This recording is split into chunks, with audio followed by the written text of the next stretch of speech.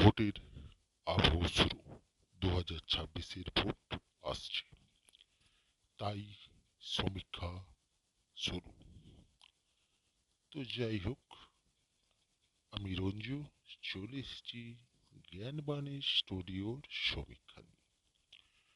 আচ্ছা, ইতিমধ্যে একটি খবর নিয়ে শোরগোল পড়ে গেছে। তা হলো সুপ্রিম কোর্ট বলেছে দান খয়রাতি বন্ধ করতে।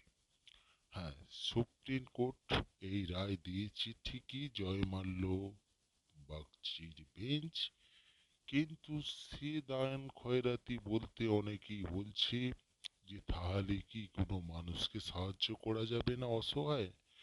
না, জয়মাল্য বাগচির বেঞ্চ কথা বলে না।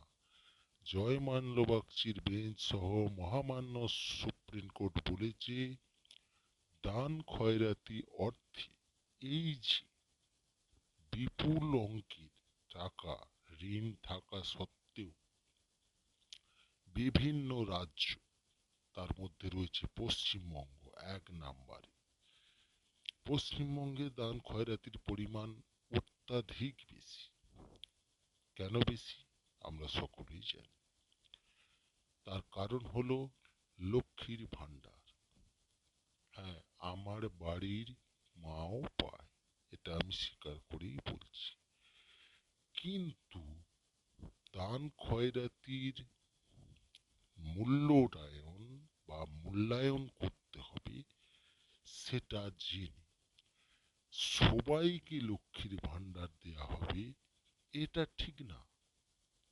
যার স্বামী রোজগার আছে, যার স্বামী তার লক্ষ্মীকে সাজাতে পারবে, তাকে 1500 টাকা কেন 15 পয়সাও দেয়া যায় না।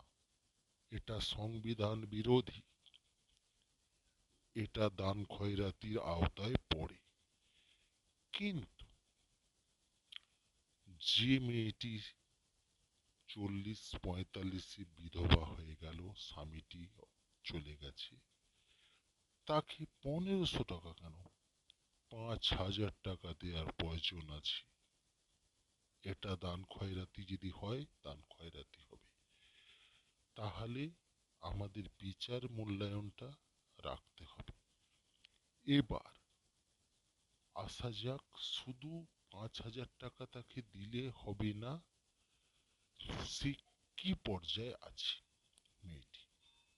সে মেয়েটি কি বিধবা হয়ে অক্ষম, কোনো কাজকর্ম করতে পারছে না? তাহলে তাকে দিতে হবে।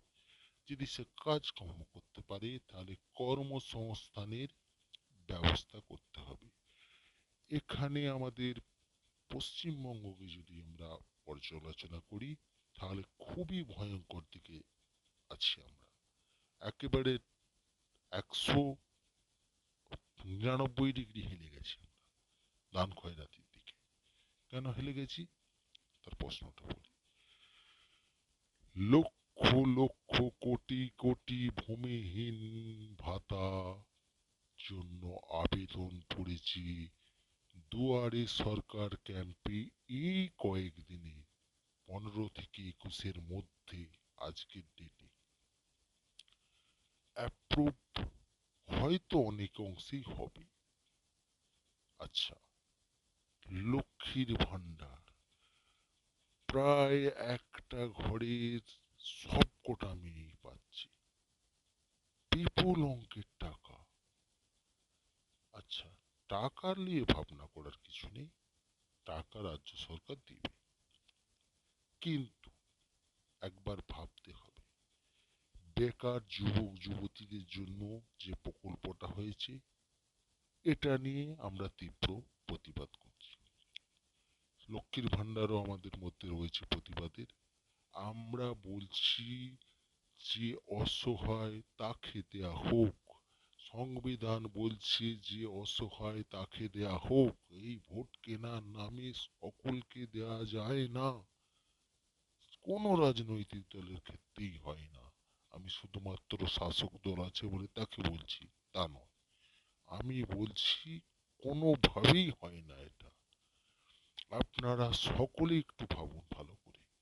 এই যে বাজেটটা পেশ হয়েছে কেন্দ্র আর এবং রাজ্যে, আমি রাজ্য বাজেটে আসছি আগে। কেন্দ্র বাজেট তো আমরা হয়েছি, রাজ্য বাজেটে তো আমরা কর্মসংস্থানে কিছুই পাইনি, শুধুই পেয়েছি ভাতা ভাতা ভাতা। আচ্ছা, এই ভাতার টাকাটা আসবে কোথা থেকে? রাজ্য সরকার তো আর খেটে ভাতা দিতে আসবে না। তাহলে যে সর্ষের তেলটা আজ আপনি 20 টাকায় কিনছেন, এই ভাতাগুলো প্রত্যেকটা দেওয়ার পর আপনি 28 থেকে 30 টাকা সয় কিনবেন, অর্থাৎ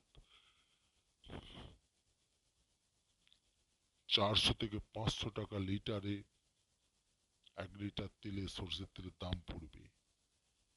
আচ্ছা, জীবনদায়ী ঔষধ, তার দাম পড়বে আরো।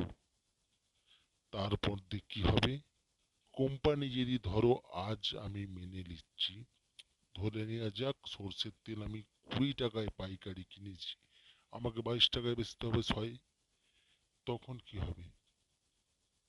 তখন কাস্টমারের প্রশ্ন আসবে, এই কালকে নিয়ে গেছি 20 টাকায়, আজ 22 টাকা, গন্ডগোল। খাদ্যে ভেজাল হবে, খাদ্যে ভেজাল হবে, আপনার আয়ু কমে যাবে, চিকিৎসা স্বাস্থ্য অনুযায়ী আপনার আয়ু কমে যাবে, মার্জনা করবেন, আইন নয়, আয়ু কমে যাবে।